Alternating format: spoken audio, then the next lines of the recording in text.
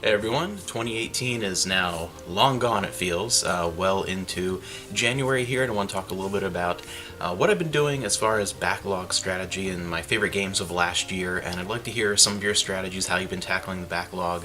It's always something that's just kind of there in your mind when you're trying to decide what to play next, especially when there's so many great newer games coming out, or do you go back and finally play that game you've had sitting on your shelf for years. And I started out, I'll put the link for some of these videos in the description, of course, at the end of the video. I started out pretty early last year doing a huge video series on my favorite games of all time, going through 200 games and all the way up to number one, and really going a little more in depth about each game instead of just listing them out like a bullet point style, because for me, I always make the type of video I would like to watch, and not everyone's going to want to watch that, but for me, I care more about why is that game number 175, not that it is 175. I care about why, and that's the point that's interesting for me. So I went ahead and did that, and I did that for a couple of reasons. One, I thought it would be kind of a fun thing to do and a big project for the beginning of the year, and also because that tied into my strategy for 2018-2019 with how I was going to play games and what games I was going to be picking out, because I've been finding more and more that I need to kind of make a strategy, and sometimes a game comes out or I get a game as a gift or something that moves in there, but kind of make a strategy to decide what I'm going to play, because it's so variable what kind of time you have to play games. So sometimes you might have 20 hours or more in a week to play video games, and then the next month you might have 20 hours in that month to play video games. It's all over the place, so it's hard to decide, particularly when you're someone like me who tends to enjoy RPGs. So sometimes those experiences will last several months depending on what's going on.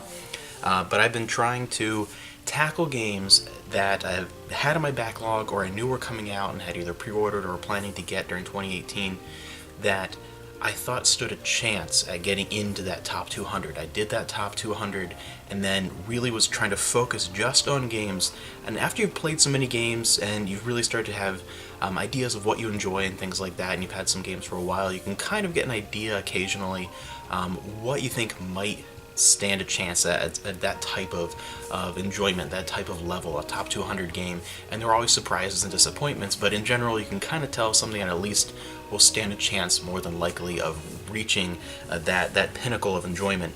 So I've been focusing on a lot of games, new and old, that I thought it would at least stand a chance of getting onto that list, and some have not.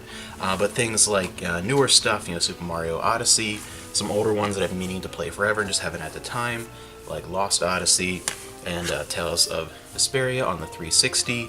And yes, I will be picking up the definitive edition eventually for the Switch, but I'm in no hurry because I just played this recently and I'm not going to go and play it again this calendar year, so it's very unlikely I'll get that. I'll get that eventually, but on the Switch, but probably not anytime soon. So I was playing through a lot of games like that. That was my strategy for the year, and of course keeping up with Xenoblade Chronicles 2 and then Torna ending off the year, because I got Xenoblade Chronicles came out, but it for me was a 2018 game, because that's when I put in of the total experience. I probably put in roughly 200 hours worth of that in 2018, like almost entirely. So to me, yeah, sure, it came out at the very end of 2017. It's a 2018 game for me, and that would be my game of last year, absolutely. I said that is my game of 2018.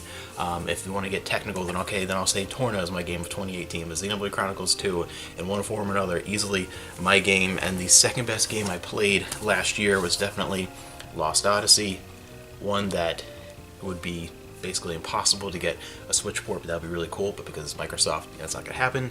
I don't know, it might be backwards compatible on Xbox One, I think, and you never know, we might see an HD remaster on the next Xbox. Who knows? I think it's not out of the question, but I'll never play it because I have no interest in the current Xbox consoles. But anyways, those were the two best that I played last year.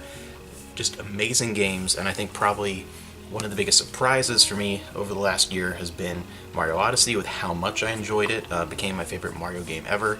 Big surprise there.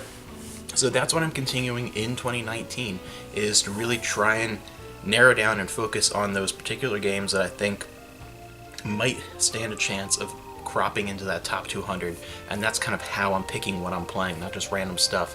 And yes, some have not. One that I'm going to talk about eventually. I'm still have a lot to play with this. I'm playing this for well over a month now. I'm over 120 hours in. I'm playing this, I guess, almost 2 months at this point. I was going to wait till after the holidays, but I couldn't. I've been playing Xenoblade Chronicles X, and I'll put that video in the description and at the end if you want to find out why it took me so long to play this game and get a Wii U. So there's a whole thing there, but eventually, finally, after playing Xenoblade Chronicles 2 and finishing a bunch of the extra stuff there in Torna and whatever, then moving on to X, and yeah, I'm absolutely loving it, and I won't say much more about it until I really do a video talking about it. But as far as playing games that crack into that top 200, oh yeah, super easy, way, way high on that list.